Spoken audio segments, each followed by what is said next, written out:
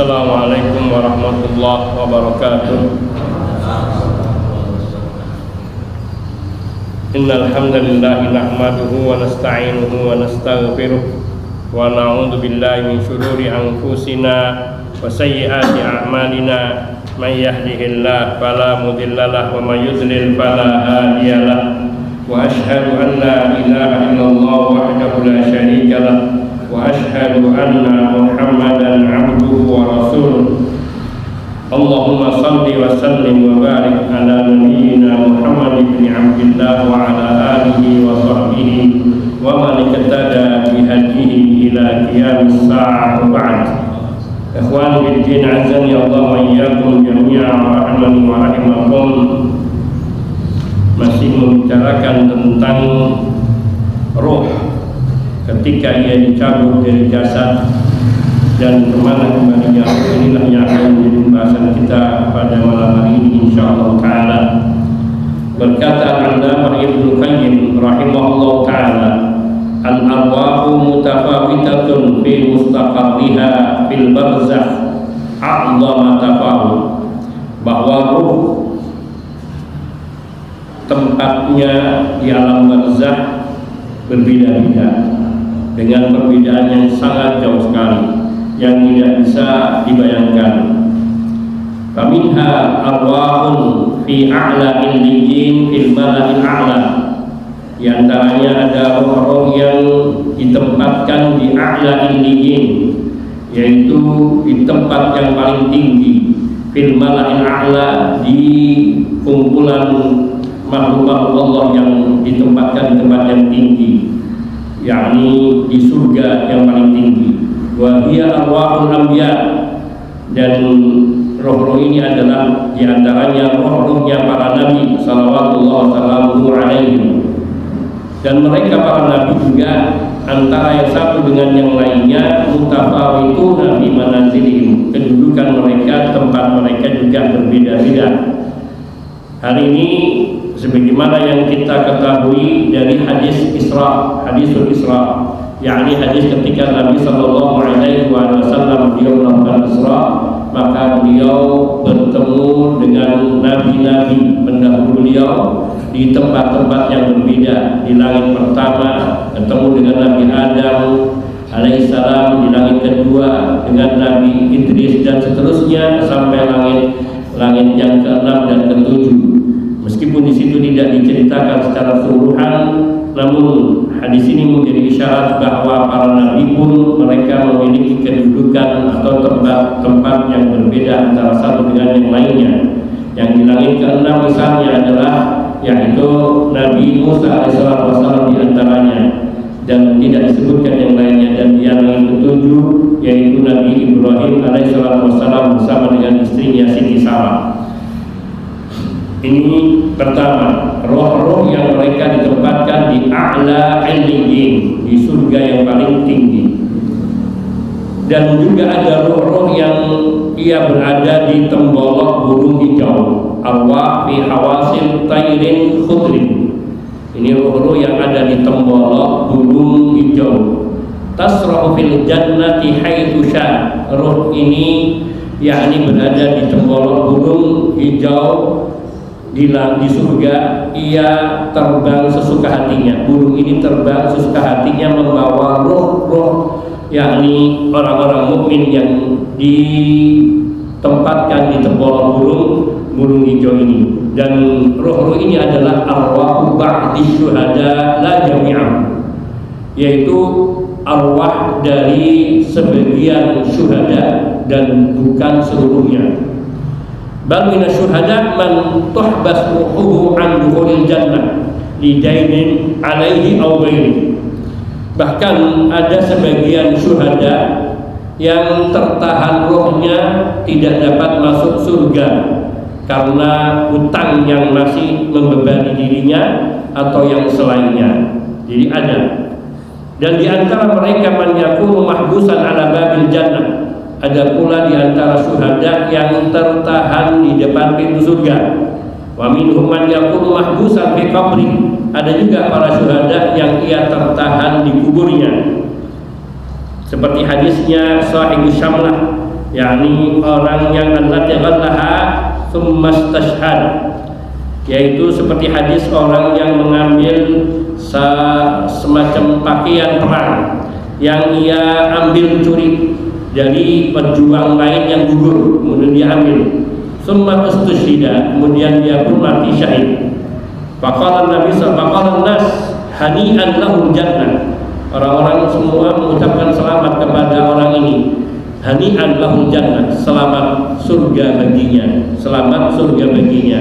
Dan ini mengisyaratkan kebiasaan para sahabat bila ada di antara mereka yang syahid, maka mereka mengucapkan selamat kepada para syuhada ini. Namun ini di masa hidupnya Nabi sallallahu alaihi wasallam, yang saat itu Nabi bisa menegurnya. Oleh karena itu ketika Nabi mendengar mereka mengucapkan ucapan selamat baginya, maka Nabi sallallahu alaihi wasallam bersabda, "Walladzi nafsi biyadihi inna syamlata allati ghallaha la tashta'ila alaihi naran fi qabrihi."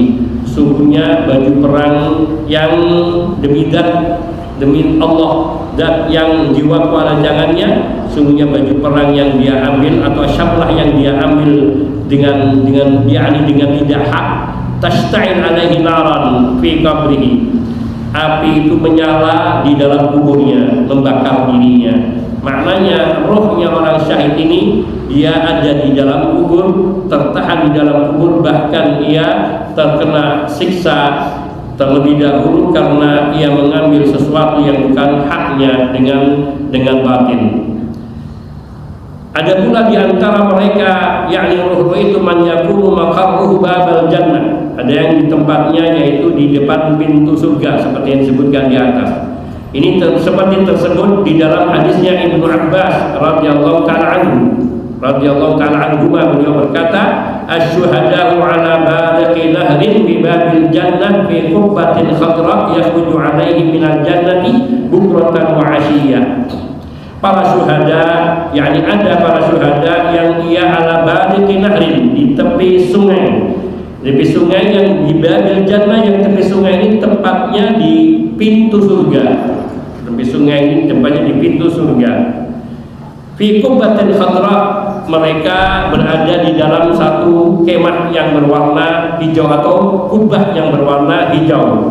Yakhruju 'alaihim minal jannah bukratan wa 'ashiyya. Kenikmatan surga itu mengalir melalui sungai, yakni pagi dan petang datang kepada mereka. Ini kenikmatan yang diperoleh oleh sebagian syuhada yang tidak sampai bisa masuk ke dalam surga karena tertahan oleh sesuatu yang lain. Wa minha ma yakunu mahbusan fil ardi lam ya'lu ila al-mala'il a'la.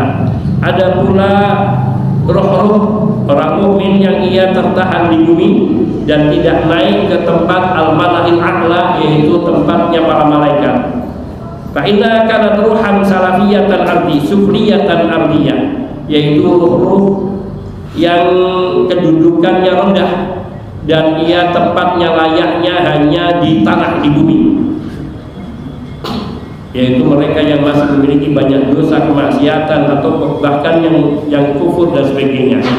Karena sungguhnya roh-roh al-ardiyah, jiwa-jiwa yang ia tempatnya di bumi, yakni layaknya menempati bumi, tidak akan bersatu dengan an-nafsu as-samawiyah, yaitu jiwa-jiwa yang ia ditempatkan oleh Allah di langit. Sebagaimana dahulu mereka ketika di dunia antara orang mukmin dengan orang kafir, mereka tidak bersatu. Maka demikian pula di akhirat, di alam barzakh, mereka ditempatkan di tempat yang berbeda. Orang-orang mukmin ditempatkan yakni di tempat yang tinggi mulia, di a'la illiyin, sedangkan orang-orang kafir, juga orang munafik, musyrikin, dan juga orang-orang yang fajir, fusaq, ahli maksiat, mereka ditempatkan di bumi. Wal'iyadu billah. Wan nafsu allati lam taktasib fid dunya ma'rifata rabbiha wa mahabbatahu wa dzikrahu wal unsa bi wa taqarruba ilaihi bal hiya ardiyah sufliyah. Jiwa, yaitu jiwa yang tidak bisa dikumpulkan dengan jiwa atau ruh yang tidak bisa dikumpulkan dengan ruhnya orang-orang mukmin, yaitu hiya an-nafsu allati lam taktasib fid dunya ma'rifata rabbiha. orang-orang atau jiwa-jiwa roh-roh yang dulu ketika di dunia ia tidak pernah berusaha untuk mengenali Allah Tuhannya, tidak berusaha untuk mencintai Allah Subhanahu wa taala, tidak pernah mengingati Allah, berzikir kepada Allah, yakni menunaikan kewajiban-kewajibannya sebagai hamba Allah Subhanahu wa taala. Walaupun sabi, dan tidak pernah dekat kepada Allah, tidak pernah yakni merasa senang dekat dengan Allah Subhanahu wa taala. Bal hiya ardiyah sufliyah. Ruh yang seperti ini adalah ruh yang tempatnya di bumi yang paling rendah, di bumi yang paling rendah, yaitu asfal safilin atau fi sijjin, yaitu tempat yang paling rendah. Seperti yang kita sebutkan di dalam hadis ketika disebutnya nyawa orang kafir, wa iyadu billah. La takunu ba'da mufaraqati li badannya illa hunaka. Ketika roh-roh ini sudah dipisahkan dari badannya, orang-orang yang rohnya yang jelek rendah ini ia ditempatkan di tempat sijjin, yaitu tempat yang paling rendah. Sebagaimana juga ruhnya al-ulwiyah, an-nafsul ulwiyah allati kanat fid dunya aqibatan ala mahabbatillah wa dzikri wa taqarrubi ilaihi wal unsi bihi takunu ba'da mufaraqati mal arwatil ulwiyati al-munasibati laha. Nafsu, jiwa, orang jiwa yang memiliki kedudukan tinggi, jiwa-jiwa yang tinggi, yakni yang ketika dulu di dunia akifah ala mahabbatillah, senantiasa mencintai Allah Subhanahu wa taala, mengingati Allah Subhanahu wa taala, mendekatkan dirinya kepada Allah dan merasa senang dengan dekatnya dia kepada Allah Subhanahu wa taala. Setelah ia berpisah dari jasadnya, maka roh-roh orang yang mulia ini, roh-rohnya dari jiwa-jiwa yang mulia ini pun dia ditempatkan al-ulwiyah, yakni di tempat yang tinggi bersama roh-roh yang lainnya yang sejenisnya. Fal mar'u ma'a man ahabba fil barzakhi wa yaumal qiyamah.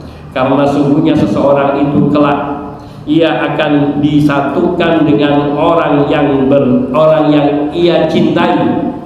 Orang itu akan disatukan dengan orang yang ia cintai di alam barzakhnya dan juga di hari kiamat. Maka orang-orang yang mencintai Rasul sallallahu alaihi wasallam dan beramal dengan mengikuti petunjuk dan tuntunan Rasulullah sallallahu alaihi wasallam, maka insya Allah dia akan disatukan, dikumpulkan bersama Nabi sallallahu alaihi wasallam, sebagaimana hal ini pernah kita bahas terdahulu di awal-awal kajian kita. Demikian pula tidak hanya di alam barzakh, juga di akhirat nanti di yaumul kiamat, orang-orang yang mereka dekat dengan para nabi, para rasul, dekat dengan para sahabat dalam pengertian amalannya, yang ia mencintai Rasulullah sallallahu alaihi wasallam, mencintai para sahabat radhiyallahu ta'ala anhum, mencintai orang-orang yang beriman, maka sungguhnya ia kelak juga akan yakni disatukan di yaumul kiamat, disatukan bersama dengan mereka yang dia cintai. Allahumma ij'alna mimman yujma'u ma'a man ahbabna.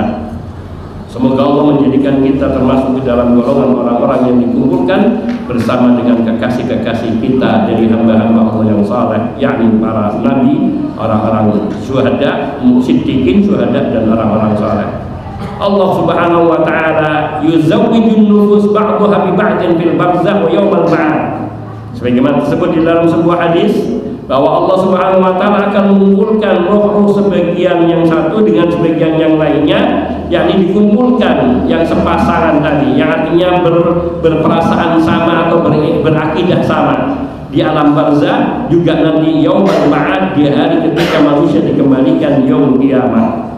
Kemudian seorang mukmin al-yuj'al mu'min ma'an nasabit tayyib, ay al-arwah at-tayyibah al-musyakilah. Roh orang mukmin akan dibarengkan dengan jiwa-jiwa mukmin yang baik pula, yaitu roh-roh yang baik yang sejenisnya, yang semisalnya. Ruh setelah ia berpisah dari jasadnya, maka ia akan dikumpulkan dengan roh-roh yang sejenisnya, yang masih sepenanggungan, sepersaudaraan, yaitu persaudaraan dalam keimanan. Dan mereka ashabi amal, ya orang-orang yang sepengamalan, yakni ketika dulu mereka duduk di majelis ilmu bersama, maka mereka kelak akan dikumpulkan di yaumul kiamat. Mereka yang berjamaah bersama, mereka yang berjihad bersama, mereka kelak di alam barzakh akan dikumpulkan sesama mereka. Fatakunu ma'hum hunaka, kelak mereka akan dikumpulkan bersama di yaumul qiyamah. Allahumma jma'na ma'a ikhwanina wa ashabina wa rufaqaina. Ada pula roh-roh yang fi tanuriz zunat waz zawani, ya Allah, ada yang ditunggu yang di situ isinya para penzina laki dan perempuan, ia dikumpulkan di sana, naudzubillah minaz zina.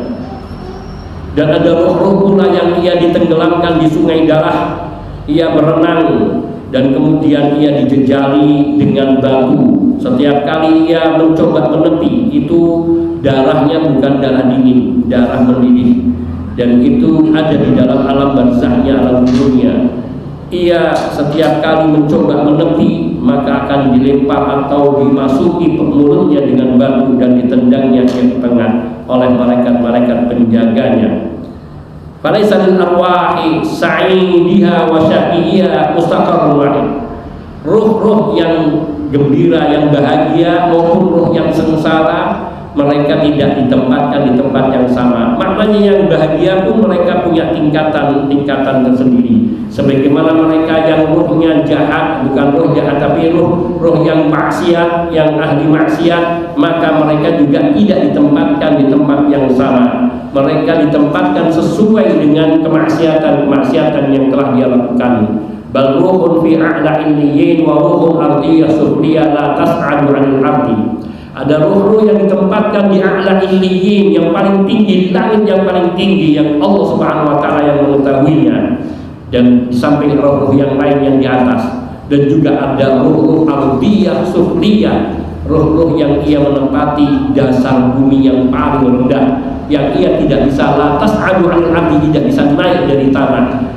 Dia hanya ada di bumi. Na'udzubillah min dzalik. Kemudian qala, yakni berkata Ibnu Qayyim rahimahullah taala, wa anta idza ta'ammalta as-sunan wal athar wa kana laka biha fadlu i'tina'in arafta hujjatan. Seandainya Anda memperhatikan, mengamati, merenungi sunnah-sunnah Nabi dan asar-asar dari para sahabat, kana laka biha fadlu i'tina', dan engkau akan memiliki perhatian yang sangat lebih dalam masalah tersebut, maka engkau akan mengetahui alasan dan dalil dari semua itu. Wala tadunna anna bainal athar as-sahihah fi hadzal bab ta'arudun, dan janganlah engkau mengira bahwa antara asar-asar yang sahih ini di dalam bab masalah tempatnya roh di alam kubur nanti, di alam barzah nanti itu, jangan engkau anggap, engkau kira satu dengan yang lainnya saling bertentangan, bukan. Lu katanya di sini tempatnya di bumi, tapi kok kenapa ada yang dimasukkan ke dalam lautan darah yang panas? Kau kenapa ada yang sampai meraut-raut wajahnya, badannya dengan tangannya yang berkuku tajam, lalu ada yang merobek mulutnya? Banyak sekali itu semua merupakan lukisan gambaran dari siksaan di alam barzah.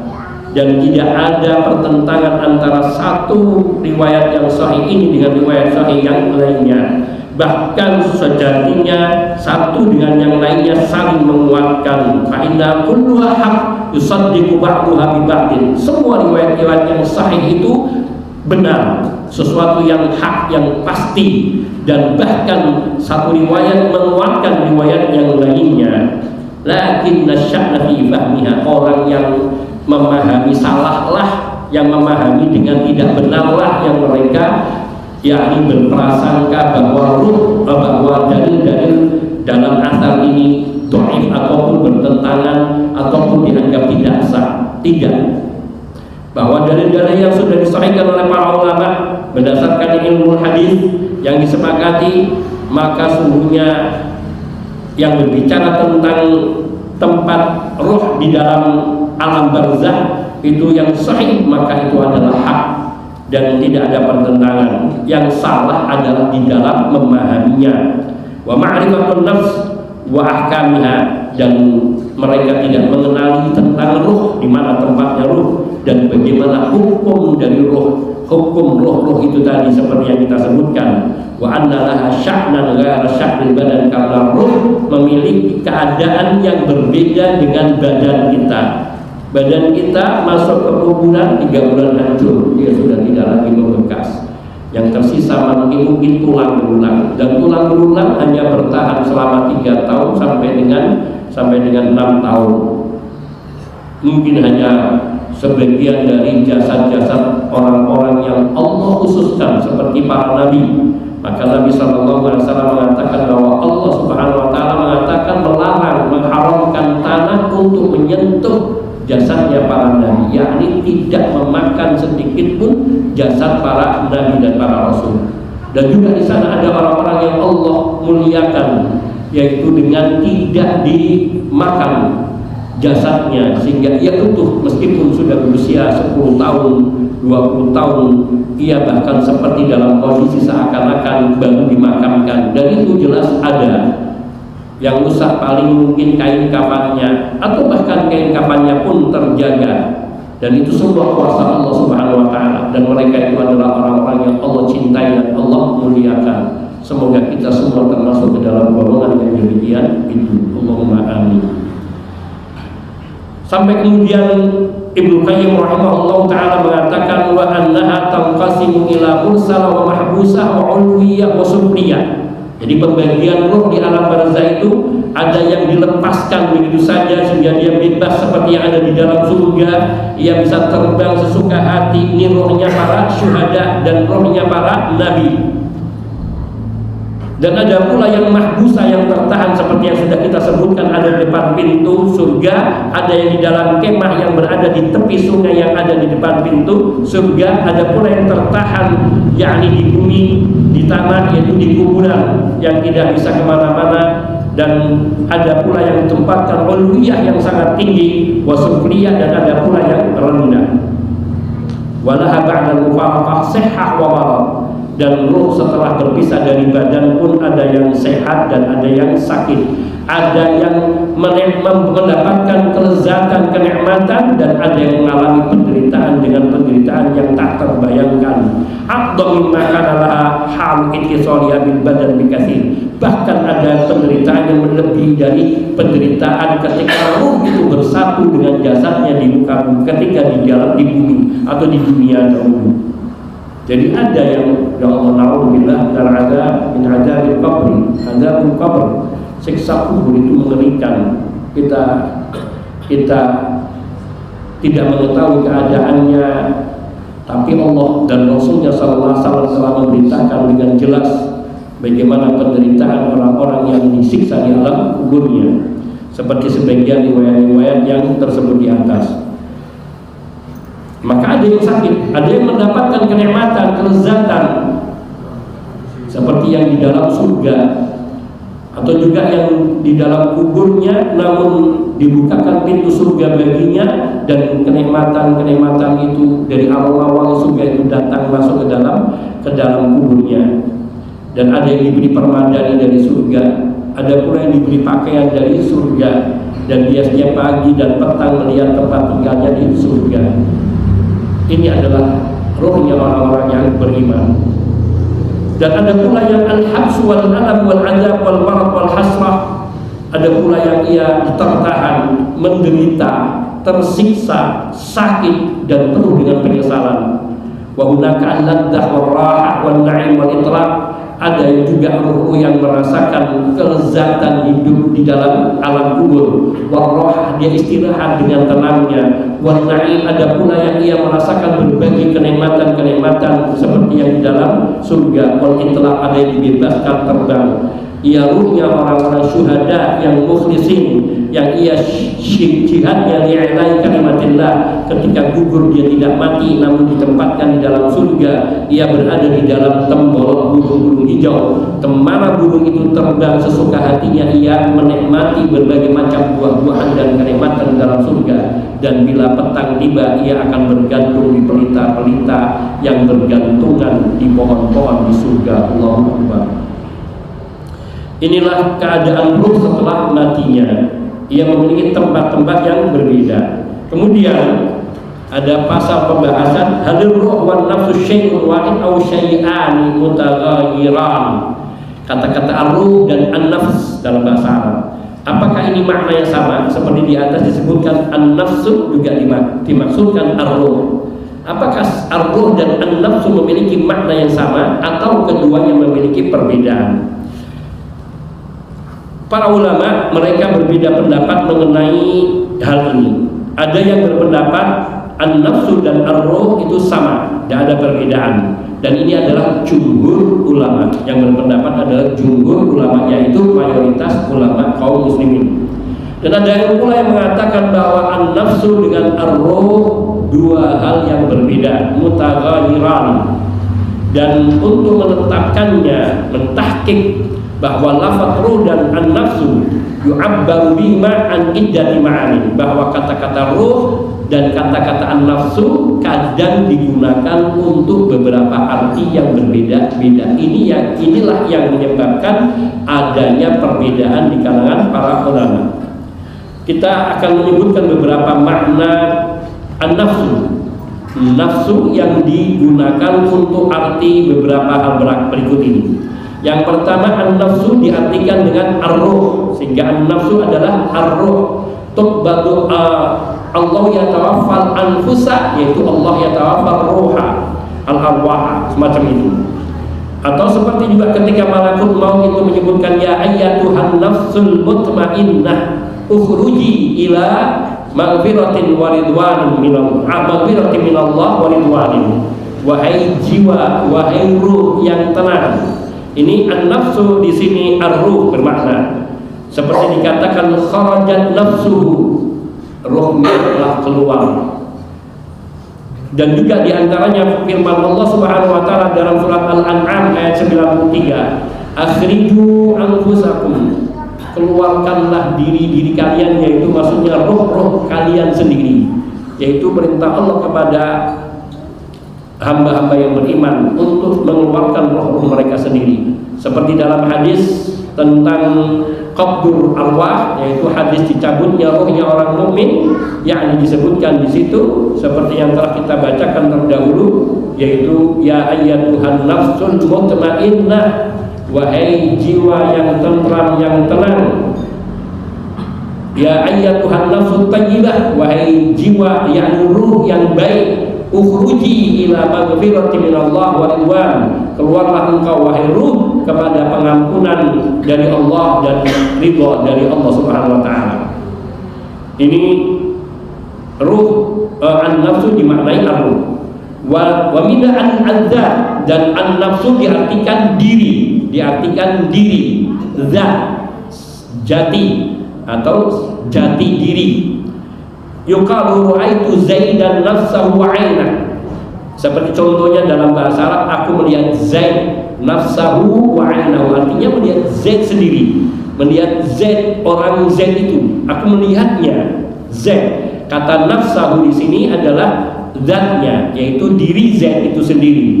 Dan disebutkan untuk takkid, untuk menguatkan bahwa aku benar-benar melihat Zaid dan tidak ragu sedikit pun. Ra'aitu Zaida nafsahu wa 'ainahu. 'Ainahu 'ain, di situ zat juga maknanya. Dan juga di dalam Al-Qur'an surat An-Nur ayat 61 Allah menggunakan kata an-nafsu untuk arti az-zat. Fasallimu ala anfusikum, fasallimu ala anfusikum, yakni apabila kalian datang masuk ke dalam rumah-rumah kalian, maka ucapkanlah atas diri-diri kalian. Al-anfus di sini adalah az-zat, al-zawat, yaitu diri, a'yan, ain. Ain bukan mata, tapi ain yang dalam arti adalah diri, jati diri. Itu makna. Dalam bahasa Arab itu banyak sekali penggunaan makna yang beragam untuk satu kata. Yang kadang kata ini digunakan untuk arti ini, digunakan seperti ain, digunakan untuk arti mata. Ain juga digunakan untuk arti aliran air, sumber mata air, itu ain juga. Ain juga digunakan untuk arti diri, jati, zat. Ini diantaranya. Fasallimu ala anfusikum, maka ucapkanlah salam kepada diri kalian. Yang di dalam tafsir sebagian mufassir mengartikan ucapkanlah salam kepada penghuni-penghuni rumah itu, sehingga mereka mengucapkan salam kepadamu sehingga seperti engkau mengucapkan salam kepada dirimu. Itu penafsiran yang sebagian ulama, ala anfusikum, yaitu diri-diri kalian. Maksudnya zat, jasad kita, diri kita. Dan juga an-nafsu diartikan, digunakan untuk arti ad-dam, yaitu darah. Dikatakan salat nafsu, salat tasiru artinya mengalir. Salat nafsu, darahnya mengalir, maknanya salat jamu. Dan ini perkataan para ulama fikih yang berkaitan dengan darah. Seperti mengatakan malahu nafsun sa'ilah, yaitu jiwa yang memiliki malahu nafsun sa'ilah, makhluk binatang yang memiliki darah yang mengalir. Wa ma laisa lahu nafsun sa'ilah, dan hewan-hewan binatang yang tidak memiliki darah mengalir, seperti misalnya cicak atau seperti semut itu nggak ada darahnya, atau seperti nyamuk itu nggak ada darahnya. Kalau orang nepuk nyamuk kemudian berdarah, itu darah kita, bukan darah nyamuk. Tapi nyamuk sendiri tidak punya darah. Atau belalang dan beberapa binatang lainnya yang tidak memiliki nafsun sa'ilah, yaitu tidak memiliki darah yang mengalir. Wa minhu yuqalu nafasatil mar'ah, dari kata nafsun ini pula digunakan untuk dari yang bermakna darah. Nafasatil mar'atu, yaitu wanita itu mengalami nifas, mengeluarkan darah karena melahirkan, sehingga darah nifas itu berasal dari kata an-nafsu. Nafasatil mar'atu, wanita ini mengeluarkan darah nifasnya. Kadang-kadang diartikan untuk arti haid, wanita ini mengeluarkan darah haidnya, nafasat, yakni idza hadat, yaitu nafasatil mar'atu idza hadat, wanita itu mengeluarkan darahnya ketika dia haid. Wa idza nafasa waladuha, yaitu dia mengeluarkan darah karena melahirkan anaknya.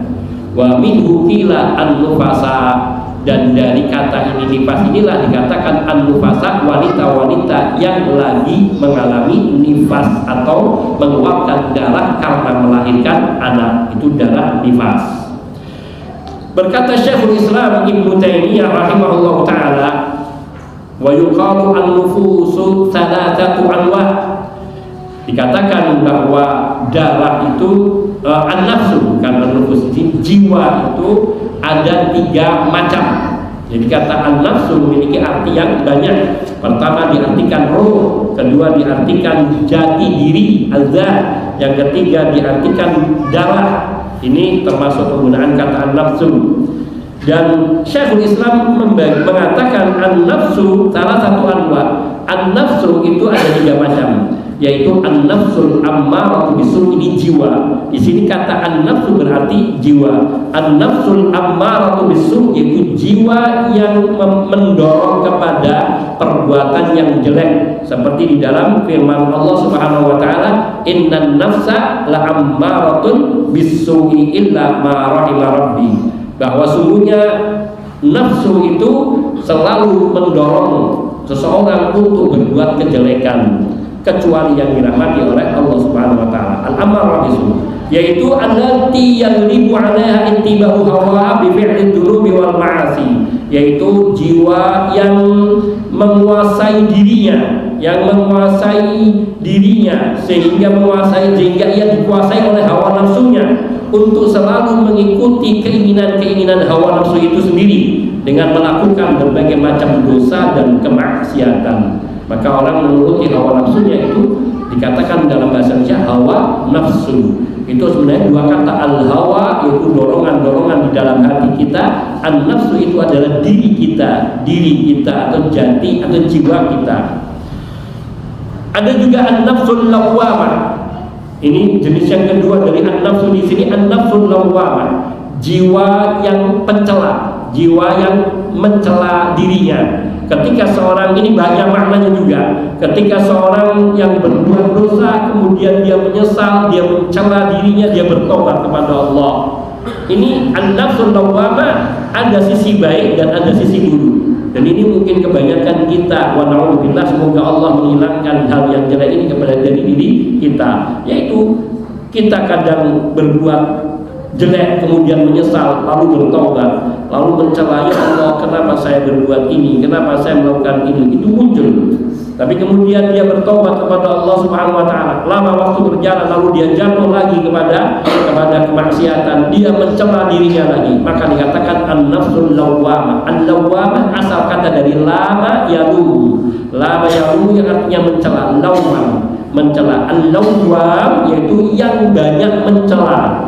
Yang banyak mencela, artinya yang selalu mencela dirinya setiap kali dirinya berbuat kemaksiatan. Walakin idza fa'alatis syarr tabat wa anabat tusamma lawwama, yaitu jiwa yang bila dia terjatuh kepada kemaksiatan, terjatuh melakukan satu perbuatan yang buruk, kemudian dia bertaubat kembali kepada Allah, barulah jiwa itu dikatakan lawwama.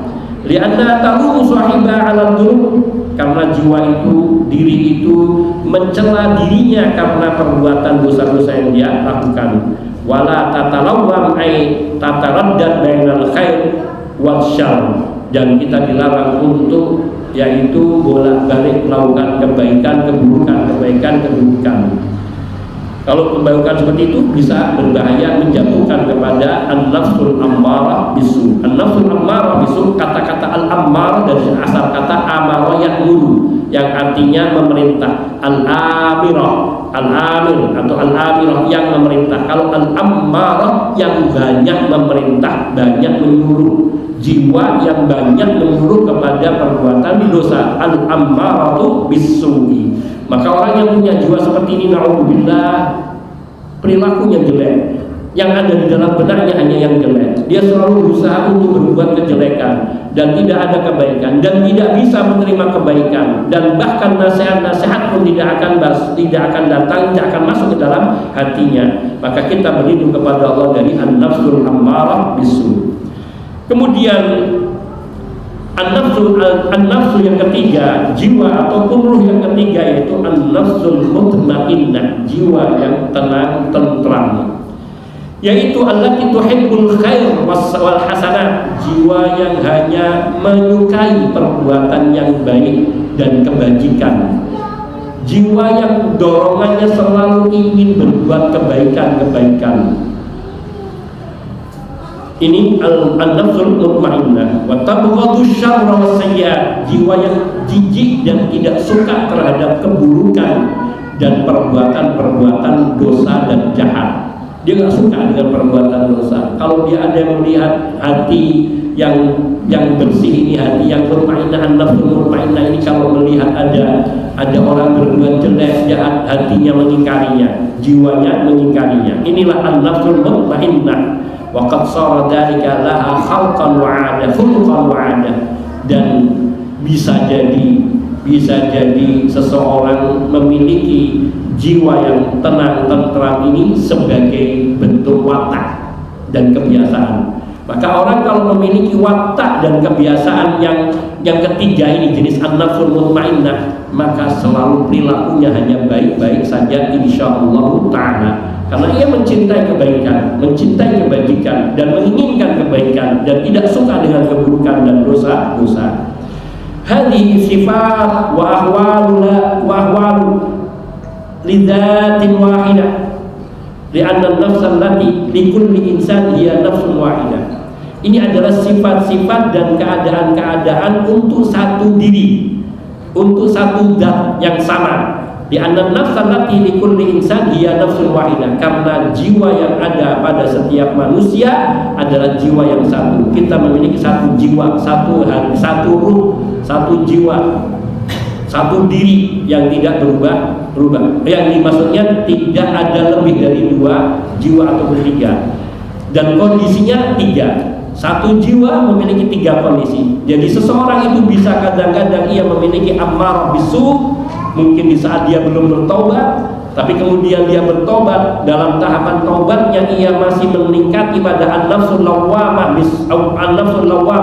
Jadi asalnya dia banyak kemaksiatan, kemudian dia bertobat, namun dalam perjalanan tobatnya dia mengalami halangan-halangan, sehingga kadang terjatuh kepada kemaksiatan, dia menyesal lagi, dia bertobat lagi, kemudian dia mencoba meniti lagi, lalu jatuh lagi. Ini an-nafsul lawwamah. Dan yang tertinggi adalah an-nafsul mutmainnah, yakni ketika dia mampu bertaubat dan istiqomah, ketika dia sudah semakin kuat, dikuatkan imahnya, azamnya kuat untuk bertobat, sehingga Allah Subhanahu wa taala berikan kekuatan dan kemudahan untuk melangkah kepada kebajikan-kebajikan.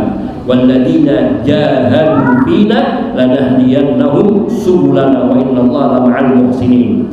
Orang-orang yang bersungguh-sungguh untuk meraih, menginginkan keridhaan kami, walladzina jahadu fina, orang-orang yang bersungguh-sungguh berjuang keras untuk mendapatkan keridhaan kami, lanahdiyannahum subulana, sungguhnya kami pasti akan membimbingnya kepada jalan-jalan kami.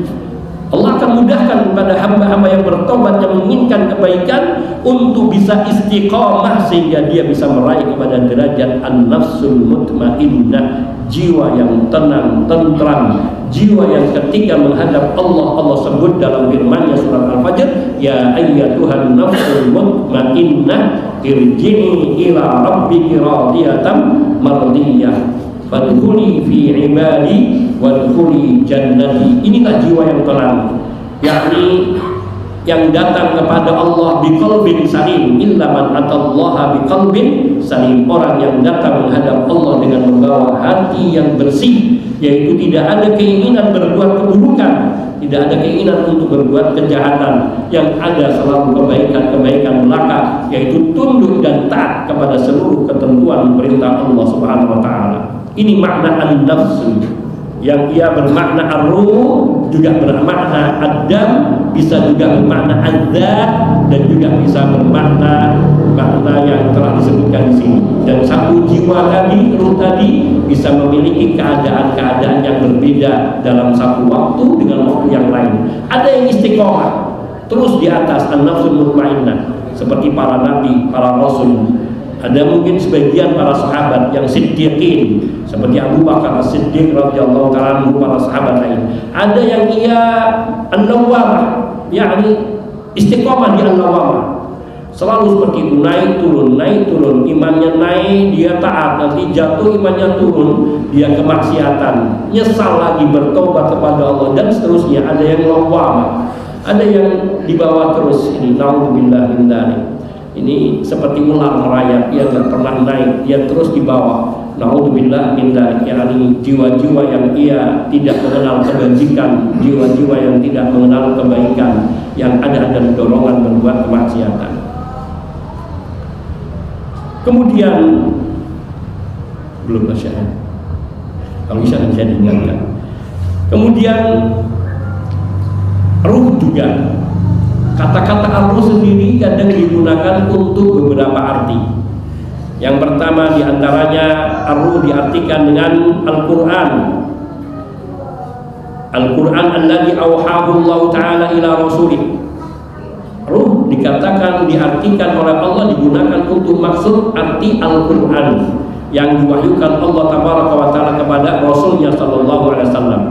Di dalam surat Al-Asyura ayat 52, Allah Tabaraka wa Ta'ala berfirman, wa kadzalika auhayna ilaika ruham min amrina, dan demikian pula kami wahyukan kepada wahai Muhammad sallallahu alaihi wasallam ruham min amrina, yaitu Al-Qur'an yang datangnya dari perintah kami, yaitu dibawa oleh malaikat Jibril, dan itu adalah ruh. Di dalam ayat ini artinya adalah Al-Qur'an dan bukan ruh. Kenapa diartikan Al-Quran itu dengan ruh? Karena Al-Quran itu menjadi ruh bagi orang mukmin. Maka orang yang ia memiliki Al-Quran di dalam hatinya, seibarat ia memiliki ruh, yakni kehidupan yang selalu membimbingnya kepada ketaatan. Dan itu disebutkan di dalam banyak tafsir para ulama. Kemudian makna ruh yang lain digunakan untuk arti Jibril.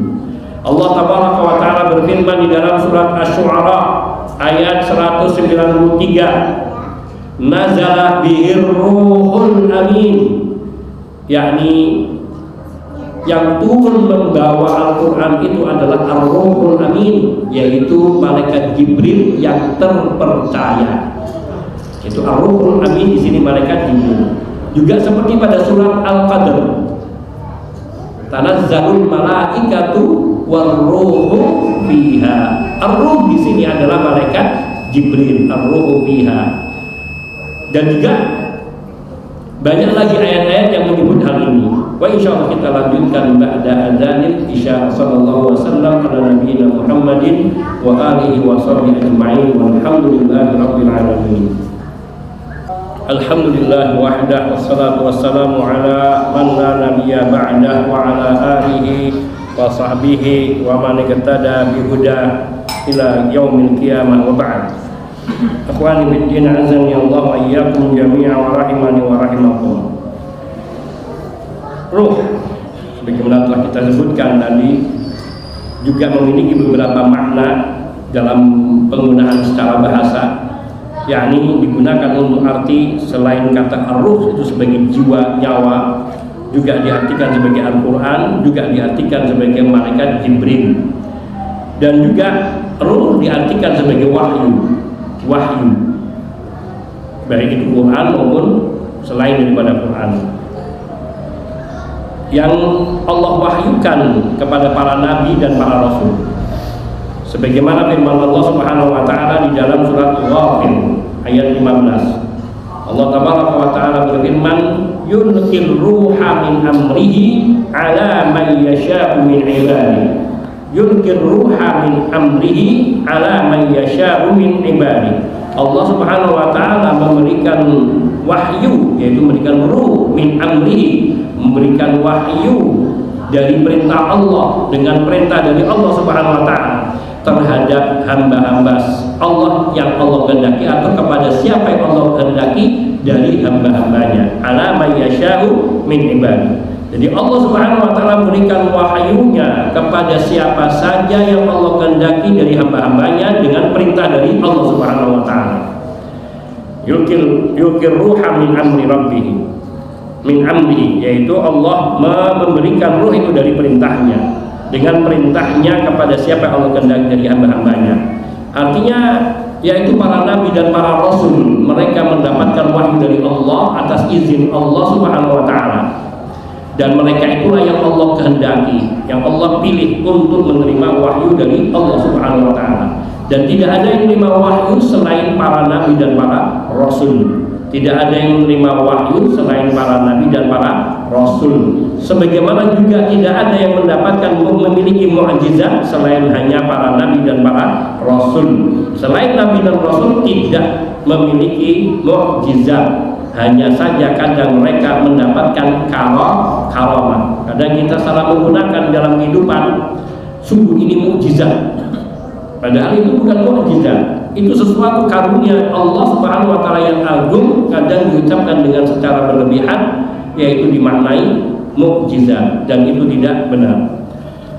Karena mukjizat hanya dimiliki oleh para nabi dan para rasul saja. Sumya ruhan, wahyu itu dinamakan dengan ruh.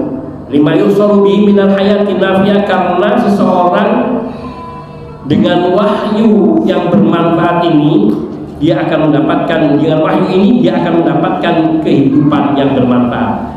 Dengan wahyu dari Allah Subhanahu wa taala, dia akan mendapatkan kehidupan yang bermanfaat. Maknanya orang-orang yang mengambil wahyu dari Rasul sallallahu alaihi wasallam, yakni wahyu itu turun dari Allah kepada Nabi, dan kemudian kita mengambilnya, mengikutinya, mengamalkannya, maka wahyu itu seperti ruh bagi kita. Dia akan memberikan kehidupan yang bermanfaat bagi kita di dalam beragama. Karena sesungguhnya kehidupan tanpa ruh tidak akan memberikan manfaat sedikit pun bagi jasad. Sebagaimana juga kehidupan kita tanpa ruh wahyu, maka tidak akan memiliki arti apapun. Yani kalau kita berhidup tanpa agama, tanpa bimbingan wahyu, maka kita tidak hidup. Hakikatnya kita mati. Wa summiyatir ruh ruhan li'anna biha hayatul badan. Li'anna biha hayatul badan. Ruh itu dinamakan dengan ruh karena sesungguhnya tanpa ruh badan ini tidak akan hidup. Badan ini tidak akan hidup, jasmani kita tidak hidup. Ini makna yang ketiga. Makna yang keempat, yaitu ruh juga diartikan adalah al-hawa al-kharij kharij minal badan wal hawa ad-dakhil fihi, yaitu udara yang masuk dan keluar dari tubuh kita. Masuk ke tubuh kita dan keluar dari tubuh kita, itu juga disebut dengan ar-ruh dalam bahasa Arab. Kharajat ar-ruh, yaitu sesuatu keluar dari diri kita. Waktu telah ruh ala masa makabayan, dan juga ruh yang berarti jiwa atau nyawa. Wa huwa ma yuhsaru bi firaqi al-maut, yaitu yang kalau ruh ini hilang dari jasad maka matilah seseorang. Itulah ruh dalam arti yang sebenarnya, dan juga digunakan untuk arti-arti yang lain. Wa hiya bihadzal i'tibar turadikun nafs, maka ruh yang berarti jiwa, nyawa, itu maknanya sama dengan an-nafs, yaitu an-nafsu yang berarti jiwa atau nyawa. Kullu nafsin dha'iqatul maut, setiap jiwa dia akan merasakan kematian. Di sini mengandung arti jiwa, di sini diri. Setiap diri akan merasakan kematian, dia akan mati. Tapi juga an-nafsu berarti juga ar-ruh. Wa yattahidu waduhuma, dan arti ruh dengan nafsu dalam pengertian ini sama, tidak ada bedanya. Wa yaftariqani fi anna an-nafsa tutlaqu 'ala al-badan wa 'ala ad-dam wa ar-ruh la tutlaqu 'alaihima. Perbedaannya bahwa ketika keduanya terpisahkan, yakni kata ruh dan an-nafsu itu diartikan yang berbeda. An-nafsu tutlaqu 'ala al-badan wa 'ala ad-dam. Kadang an-nafsu itu diartikan diri jasmani, dan kadang pula diartikan darah.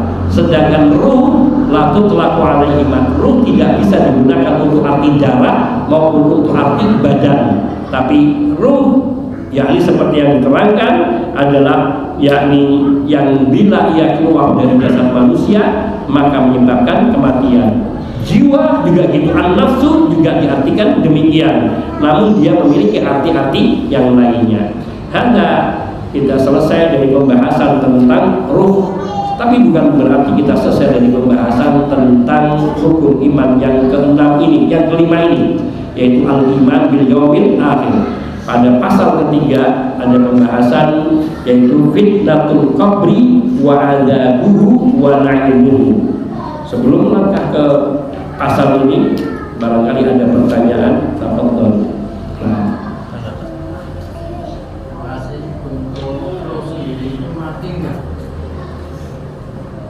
Ruh ketika berpisah dari jasad maka dia disebut mati, tetapi hakikatnya dia hidup. Artinya dia mati dari dunia, dari kehidupan dunia, tapi hidup di alam barzakh. Dan hidup di alam barzakh dengan kondisi yang berbeda-beda seperti yang telah kita terangkan. Ada yang di langit, ada yang ada di tempat yang tertinggi di dalam surga, ada yang di depan pintu surga, ada yang tertahan tidak bisa masuk ke dalam surga, ada yang di bumi dan sebagainya. Ada yang di bumi ruh itu, tetapi dia berada di alam barzakh. Dan ar-ruh al-arwah junudun mujannadah. Kata Nabi SAW, roh-roh itu adalah seperti tentara-tentara batalion, tentara yang satu regu. Mata arafa i'talafat, mata arafa i'talafat, wa mata nakarat i'talaf. Yakni mata arafa i'talaf, wa mata nakarat i'talaf. Kalau ruh-ruh ini mereka memiliki yakni kesamaan dalam perilaku, dalam sikap, dalam rasa, maka mereka akan berkumpul.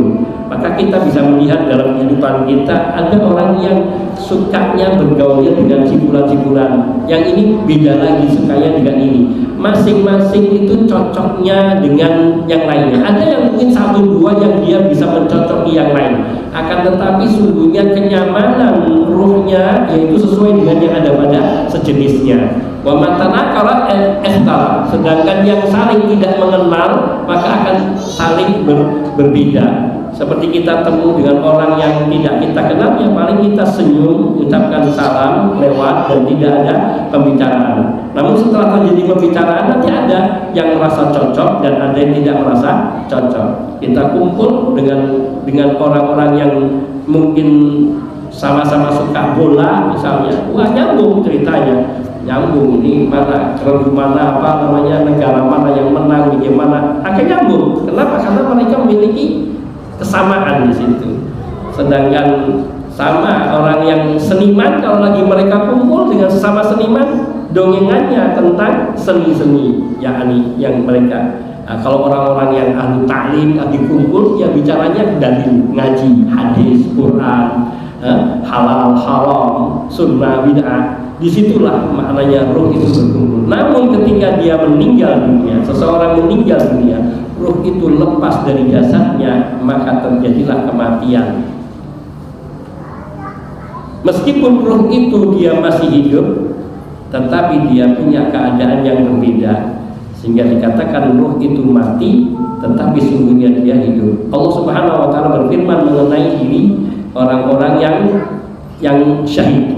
Wala tahsabanna alladziina gimana ayatnya?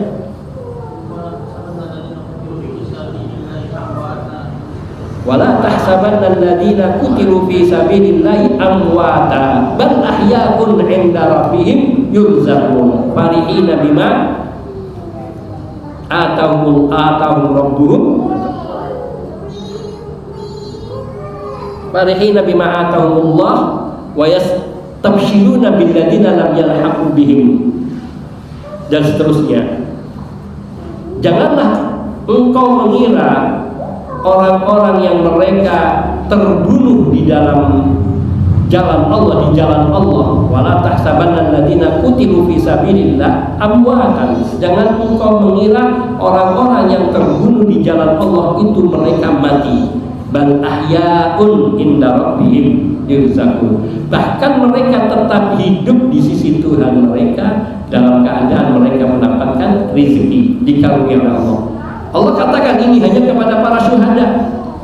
Sedangkan pada orang-orang yang mati, mereka dikatakan sudah mati, meskipun ruh mereka hakikatnya masih hidup, tapi kondisi hidupnya ruh dalam siksa. Karena hanya ada dua hal, hanya ada dua keadaan di dalam alam barzakh, yakni ada yang disiksa dan ada yang mendapatkan nikmat. Ini akan menjadi pembahasan kita di dalam masalah berikutnya, fitnatul qabri wa na'imuhu wa 'adzabuhu. Ada kenikmatan, ada fitnah kubur, ujian di dalam kubur, dan ada orang-orang yang mendapatkan kenikmatan di dalam kuburnya, dan ada orang-orang yang mendapatkan siksa. Maka mereka yang disiksa, dia tidak akan pernah istirahat sampai Allah mengampuninya. Kalau orang-orang itu kafir, matinya dalam keadaan kafir, musyrik, munafik akbar, maka dia akan disiksa sampai Allah datangkan kiamat. Alhamdulillah. Dan nanti ketika mereka dibangkitkan, mereka akan menghadapi siksa yang lebih dahsyat dari yang mereka alami di dalam kuburnya. Sedangkan orang yang mendapatkan keimanan atau yang meninggal dalam keadaan husnul khatimah, beriman kepada Allah, mereka mendapatkan kenikmatan yang berbeda-beda sesuai tingkat keimanan dan amal solehnya.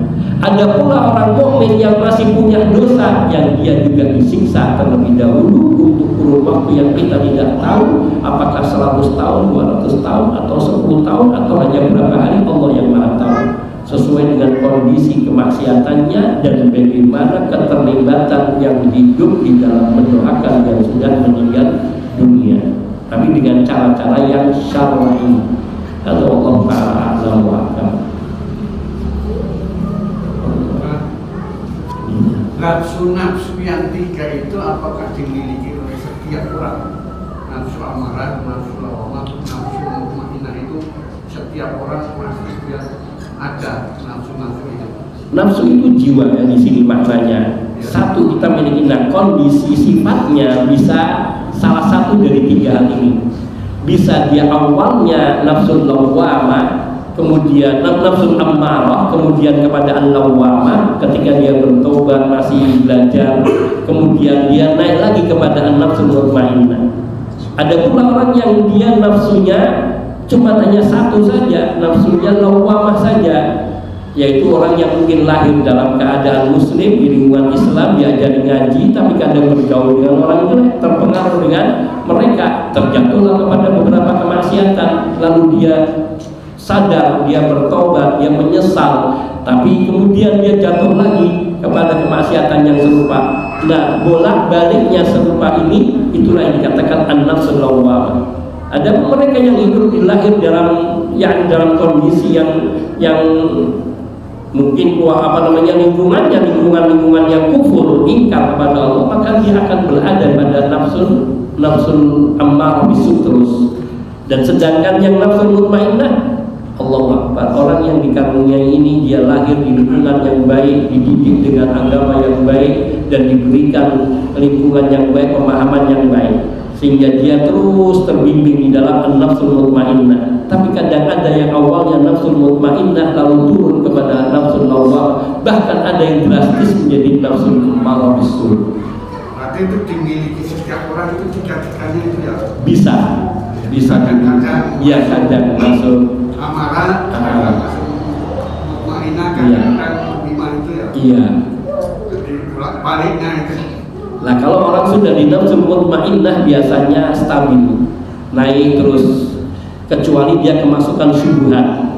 Nah, syubhat itu masuk, itulah yang merusak. Allah Ta'ala. Apakah sholat qobliyah subuh bisa diniatin sholat sunnah lainnya kan? Misalnya sholat qobliyah subuh tak niatai ngono sholat tahiyatul masjid sama sholat wudu kan, sekali sholat bisa 3. Iya, barakallahu fiik. Yang di sini ada perbedaan pendapat di kalangan ulama mengenai menggabungkan niat. Bahwa ada di perkataan para ulama ketika kita masuk masjid waktu subuh, kemudian kita melihat jam, kalau saya sholat qobliyah, saya tahiyatul masjid dulu, saya tidak bisa qobliyah subuh, maka lakukanlah niatnya sholat qobliyah dulu, dan tahiyatul masjid sudah otomatis masuk ke dalamnya. Karena cara menghormati masjid adalah dengan melakukan sholat apa saja, bisa sholat qobliyah, bisa sholat fardu tersebut. Semisal kita datang ke masjid, sholat sudah dimulai, maka kita ya masuk ke dalam sholat fardu, dan itu adalah penghormatan kita kepada masjid dengan melaksanakan sholat berjamaah tadi. Jadi itu masuk ke dalamnya. Nah, bagaimana dengan niat wudu? Sebagian ulama menganggapnya boleh memasukkan, karena ia hakikatnya adalah yakni bagian daripada sholat qobliyahnya itu bagian daripada sholat sunnah, sehingga sholat sunnatul wudu pun bisa masuk ke dalam qobliyah subuh tadi. Tetapi kondisi keadaan orang yang sholatnya dipisah dengan niat sunnatul wudu sendiri, tahiyatul masjid sendiri, qobliyah subuh sendiri, memiliki keutamaan yang lebih dari yang menggabungkan niat tersebut. Namun menggabungkan niat dalam kondisi seperti ini menurut sebagian ulama dibolehkan, meskipun sebagian ulama mengatakan berbeda seseorang melakukan sholat sunnah dengan niat yang berbeda, maka mereka tidak boleh suatu amalan itu digabungkan atau disatukan. Allah Ta'ala alam. Dalam hal ini saya cenderung masih memilih kepada pendapat yang membolehkan dalam hal-hal tertentu, seperti yakni amalan qobliyah yang sebanding amalan qobliyah yang lebih kuat, kemudian tahiyatul masjid dan sunnah wudunya masuk ke dalam qobliyah. Jadi yang diutamakan adalah niat qobliyah subuhnya. Allah Ta'ala alam. Ada yang lain? Baik, kalau tidak maka saya cukupkan sampai di sini. Wa insyaallah kita lanjutkan bahasanya kepada fitnatul qabri wa adabuhu wa na'imuhu. Hadza wallahu ta'ala a'lam wa ahkam. Wa sallallahu wasallam ala nabiyyina Muhammadin wa alihi wa sahbihi ajma'in. Walhamdulillahi rabbil alamin. Subhanallahumma wa bihamdika asyhadu an la ilaha illa anta astaghfiruka wa atubu ilaik. Assalamualaikum warahmatullahi wabarakatuh.